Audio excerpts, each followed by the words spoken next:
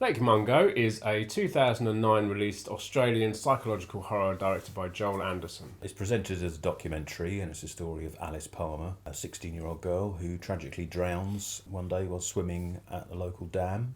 Soon after, her grieving family start experiencing strange events around the house. A figure that looks like Alice starts appearing in photos and video that they've taken. So they start to investigate with the help of a parapsychologist. Secrets that were previously unknown to them begin to be revealed.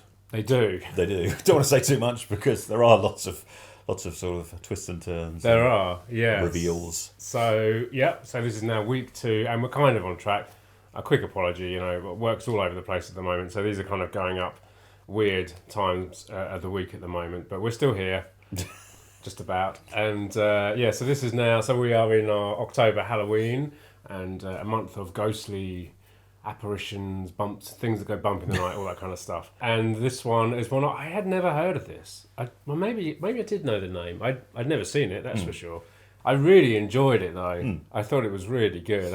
Like I said, I didn't know anything about it. I noticed a few, I think someone was it Chris Stuckman, I think, had reviewed it, had done it, because it's quite unknown, this film. And I think he'd done it, and then from that, quite a few other well-known YouTube channels, social media sites, websites, blogs and things, I think picked it up after that. I think obviously it probably had its own following, and certainly in Australia, but I think he kind of leveled it up its slightly. profile. Exactly. And has also almost made it kind of given it somewhat of a cult status a little bit. But I tried to refrain from reading or watching anyone else. Yeah. So I just kind of wanted to put my thoughts. I watched one short video, which was quite interesting, but I just thought I'd try and, kind of put my own thoughts onto it. But I thought it was really, really good. I'm always a bit suspect, especially with modern films. I mean, the Australians are always pretty good. We've done a number of Australian films on the channel. They're always quite good at, they're very good at making, films for the last 40, 50 years and still now as well. I'm always slightly have reservations going into horror films nowadays because, often not that they let me down. I have trouble with endings. I think endings of films are hard to do anyway. But I think with horror films, it's almost even more. You've got to keep it up for the whole 90 minutes or 2 hours or whatever, however long your film is, and then you kind of need to have, well, obviously depending on what the film is, it's nice to have that kind of a well-rounded ending that you come away from. You don't come away from the cinema going, oh, I saw that a million miles coming, or just kind of a bit of a letdown. And I find a lot of horror films nowadays, either remakes or other original films, often let me down. I mean, a lot of people, we won't talk about Get Out, a lot of people love Get Out, and I thought it was a really good film, but I was personally let down by the ending. And I think there's a number of quite famous films that have come out in the last few years that I've enjoyed up until the ending. This one held me all the way through, right into the ending. I mean, it's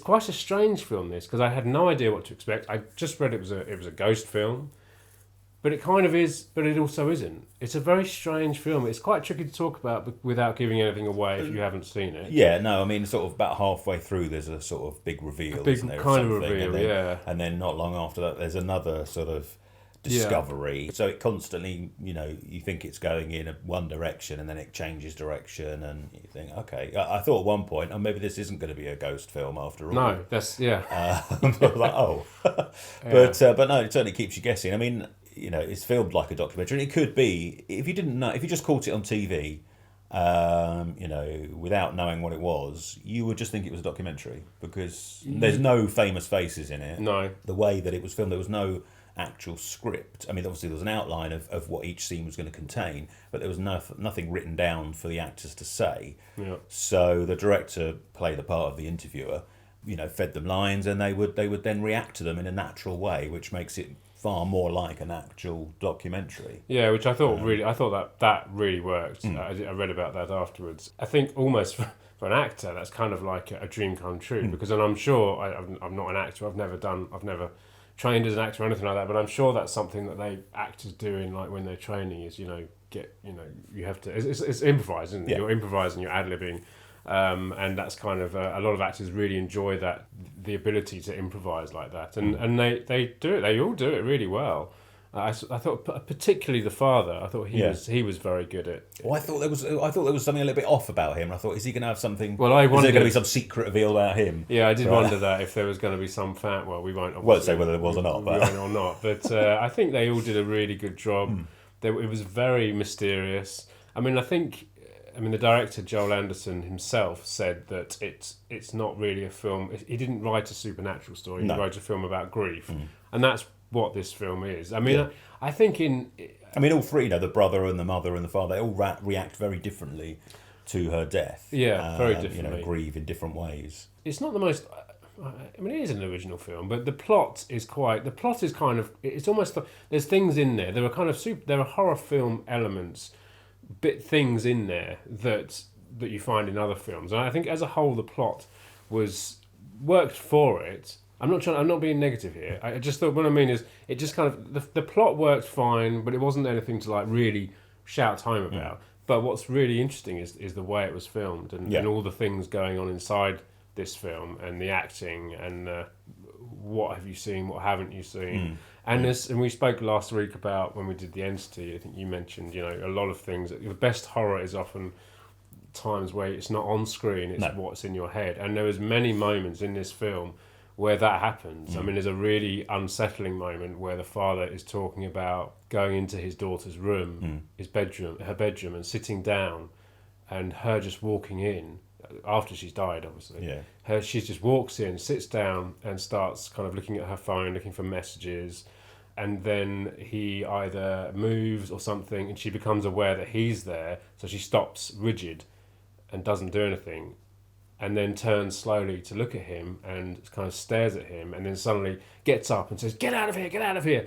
Of course, you don't see anything. There's a couple of shots of a camera going into the room or sitting still in the room, but you don't see anything, and it's just what he's telling you, and you visualise exactly that in your head. But then what's also interesting, and I won't give any spoilers, is that kind of features again later on in the film. But it's you kind of like, oh, okay, I can see where, and that's what's also interesting about this film. This film plays heavily with memory, and it plays heavily with, it's photography and video, but memories and dreams and nightmares, and obviously a lot of the most famous, some of the best films like Blade Runner and other films.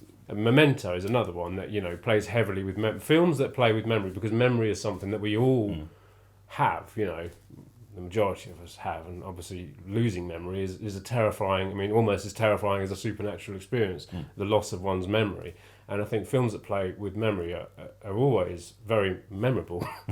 And this one features that. It features memory very heavily in here. When you find out things, other things that happen, you're like, oh, okay, it's a very clever story within here.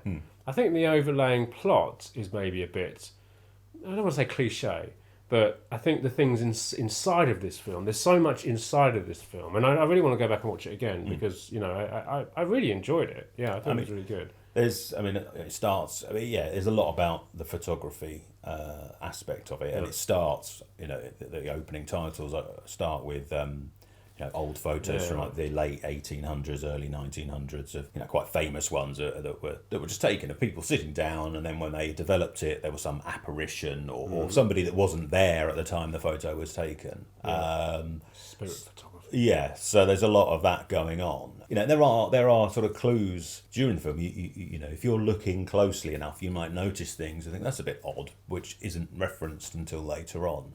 There's one particular bit that they set up cameras around the house to try and capture something happening, which it does. You're focused over here, but I noticed something else on the other side of the screen, and I thought, what's that? Why is no one talking about that? And I thought maybe that's a mistake, and they didn't realise. And then it's like an hour later where that's what that was, right? Okay. So, it's quite a rewarding film from that aspect. There's lots of little hidden things that you might not notice the first time around. I mean, they did, some of these photos and videos, they did manipulate them so the first time around it's not as noticeable, or it's just not there at all, and they put it in later. Right. So, because obviously it's not, if it was a real documentary, they wouldn't do that, but because it's not a real documentary, they can manipulate the audience slightly to push them in a certain direction. But no, there is certainly, I did go back to a couple of points to check things to see if they were there the first time around, and I just missed them. And yeah, they certainly are. And you just your focus is on one part of the screen, and there's other hidden things going on. Yeah, and I think, and if I really enjoyed it, and I will definitely watch it again. There's a couple of things I would perhaps negatively had against it. One was, again, without giving anything away, there's at one point in the film there is a photograph that you see where there is something in the, but annoyingly they zoomed into it when I thought you don't need to do that, because by that point there is something in the corner of that screen, of that photograph, and I felt like them zooming into it. I personally didn't think you needed that, because I instantly looked to that direction, because you knew. It's hard to speak about without actually saying what it is. But there is a moment in the film where you see a picture which I think you've seen before, and when the first time you see it, you don't see, because you don't know the story, you don't know what's gone on in the film at that point. No. But you see these people in this photograph, and then they show it again later on in the film. But by that point, of course, you know what's going on. But your mind knows where it needs to go, because the film has told you where it needs to go.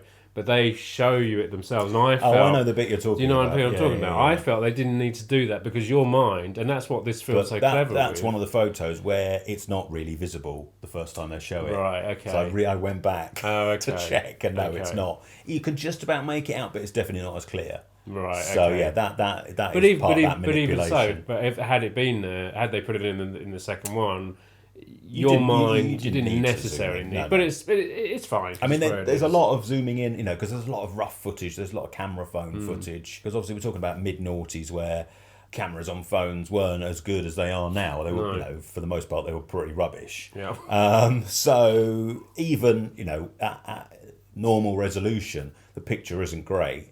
You start zooming in and it's just a mess. But that is an intentional thing, because it starts to break up and become sort of an unknown thing that doesn't really have a proper form, and therefore maybe becomes a bit more scary. I've read some reviews. One review I did read suggested, which I can kind of see, although this didn't actually bother me too much, but I can see where they were saying, and they were saying they enjoyed the film, but there were too many... it was too many kind of, I suppose, horror film tropes. Yeah. So there were too many things in there that didn't all get explained.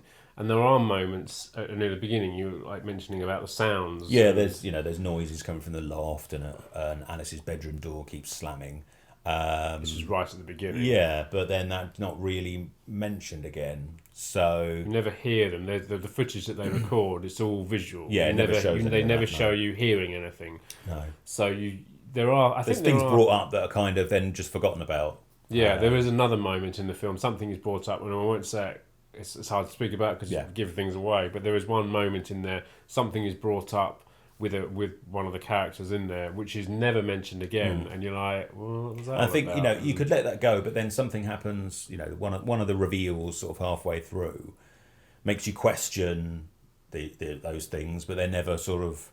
It's never quite resolved. It's never quite answered, because the thing that happened, you're like, well, why did that happen? Because actually, when that happened, I thought the film was actually going to maybe even a darker place than what actually happened. So I can possibly see what this. I can't remember where I read the review was, but they were saying that perhaps Joel Anderson had put too much in here. Yeah. And kind of things got pushed to the side. But going back to the different cameras used. I mean, obviously, it was only filmed a couple of years after it was supposed to be set, when the original drowning took place, and when some of the camera phone footage is supposed to have taken place. And obviously, there's like home video and stuff like that. So they got cameras from that would have been accurate for when these videos were taken. Because at that point, digital video was just sort of starting to take off. Yeah. When they were, in pre-production, someone said, you can just film it on a normal camera, and we can digitally manipulate the footage and degrade it to make it look like it's been filmed on a phone. Not only does that not really look authentic, but also the way they hold, the way you hold a proper camera and the way you hold a phone, completely different. So it's going to change the sort of how the shot is framed and everything like that. So no, they just wanted to stay authentic and use the cameras that would have actually been used. And while some of the footage is like, what am I looking at?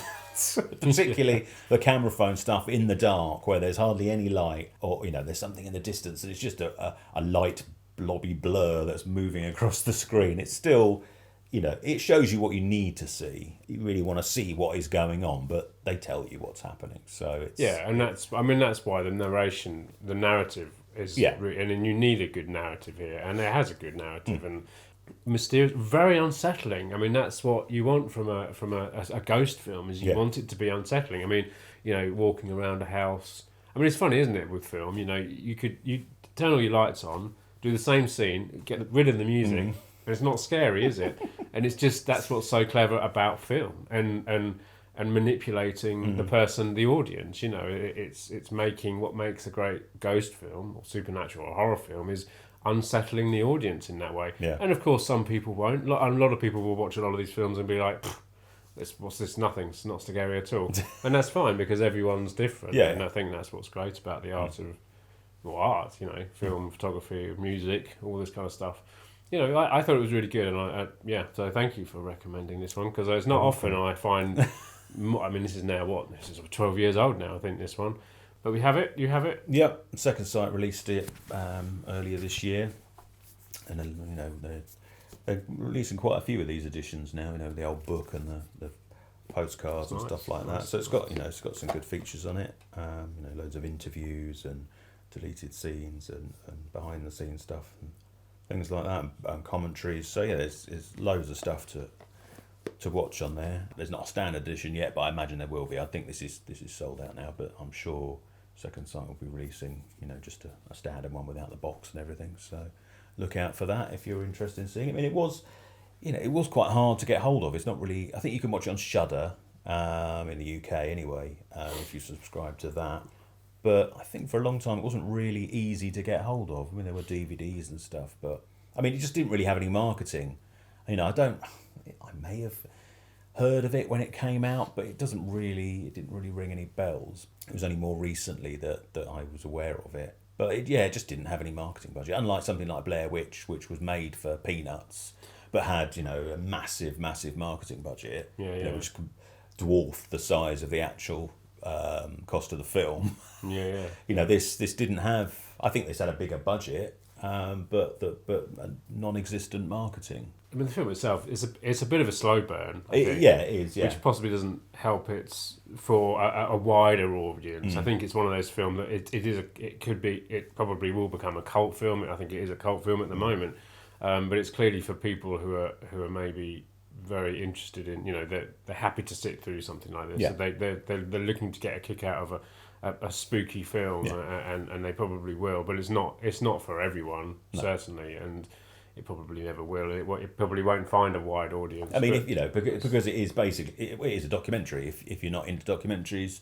you probably will find it quite tedious. It has supernatural elements in there, but like I said, it's about grief. It's about closure. It's about losing someone that so many people go through, finding a way to deal with that grief, and then trying to find that closure. And will you ever find that closure? And I think this film, it tackles those subjects in an interesting way, but obviously it kind of puts on a supernatural element, which is a great way of dealing with it. And I think for that reason, I think it's a really good film. Is it a horror? It's not really a horror. It's definitely psychological, but there's more than just a standard horror going on in there, which is what I got from it, because it did something different and it did something original with that idea of, it's a haunted house film, but it did something really different and interesting with it. And that was Lake Mungo. And as always, if you enjoyed the video, let us know in the comments below. Hit the subscribe button up there, and don't forget to push the bell for notifications. There's other videos to check out over there. Come and find us on social media, and join us again soon for another video.